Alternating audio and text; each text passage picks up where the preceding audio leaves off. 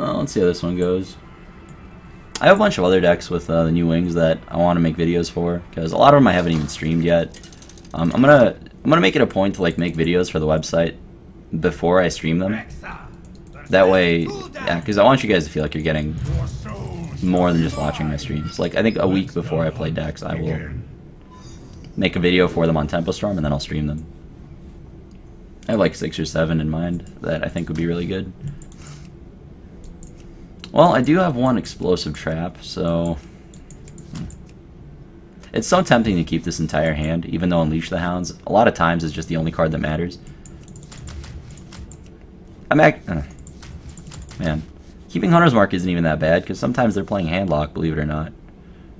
I'm actually going to keep this entire hand. The Mad Scientist has a 1 in 3 chance of being an explosive trap, which is much better than the average card in my deck, I would say, if he's Zoo. The Eaglehorn Bow works with the Mad Scientist. Yeah. And the Hunter's Mark, partly because he might be Handlock, but it's also very good against Zoo. Once you do have Unleash, this is a card you basically need. Okay, so he's gonna play a Death Rattle guy and kill this. We'll see what trap we get. If it's explosive, I think he loses the game. 1 in 3 chance to win the game right now. Classic. I guess I bow this. I'd rather Freezing Trap than Spider. It gives away what trap it is, but I don't think it's like he's gonna just not attack here.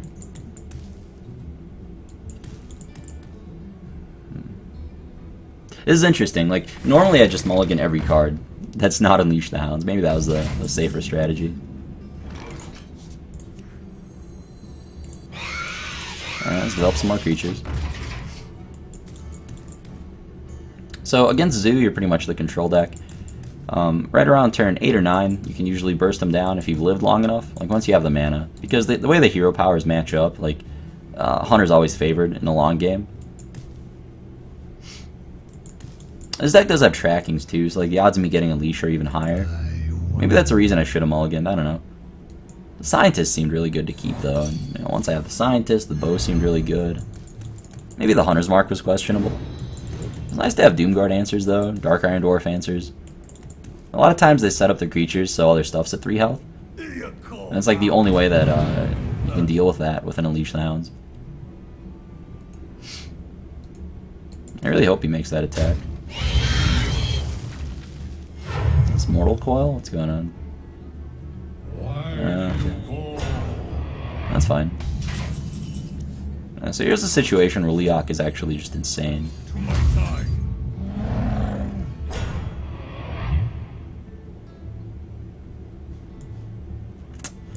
Well, let's drop some web spinners, I guess.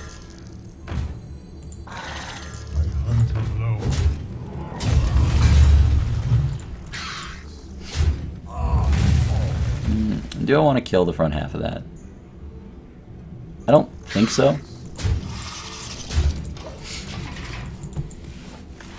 I think he's gonna he can +2 buff it either way.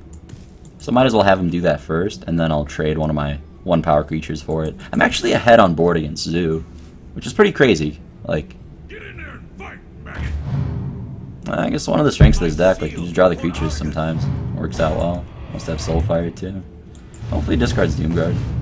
No, I discarded the 4 mana Haunted Creeper, which is not what I wanted to see at all. Oh, really? Attack that.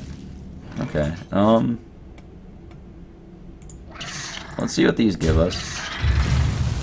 Worst possible out of 30 outcomes, and a web spinner, which is significantly less bad.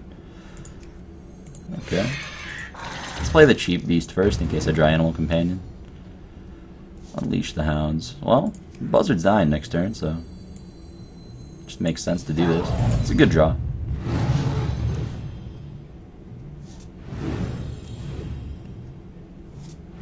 It's very low on cards. I think we won, actually. Alright, so let's kill this, kill this. I want to trade the Haunted Creeper instead of the dogs so that I have more creatures to play with next turn. Go ahead and use the bow to kill the 2/3 because it's the only efficient way of doing it. There we go.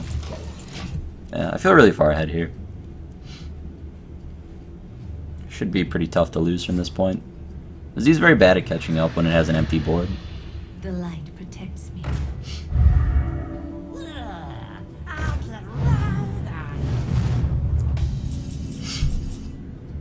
Okay, so let's see if he's dead first. We got 8, 9, 10, 11, 12, 14. Not even close. So play around Soulfire. Let's draw a card, I guess.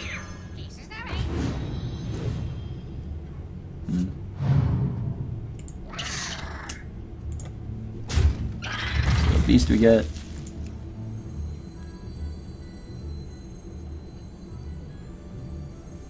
I don't know. It's probably wrong of me to not have just played like Houndmaster Bow.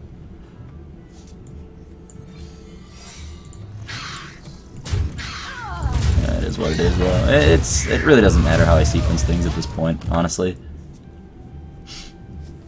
I gotta know what series of draws it would take to lose. It's like nearly impossible, I think. Famous last words, I guess. I'm probably jinxing it right now.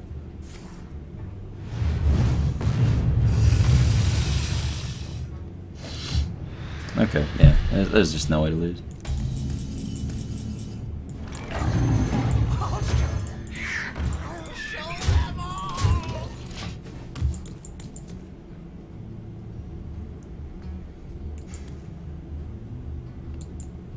I think he's just gonna concede, but I don't know.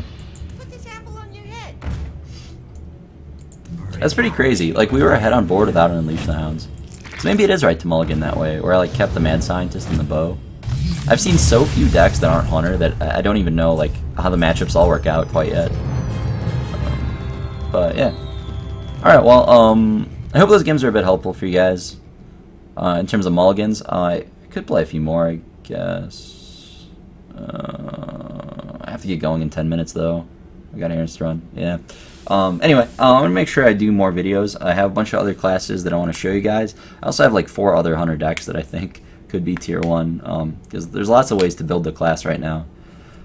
Basically every class has like an Undertaker version of it that you can try right now. So I'm going to experiment with those a bit more. Hopefully the metagame kind of fleshes out a bit and there's less Hunter so that there's more variety. We only played against one Hunter deck today, so I mean that's pretty good.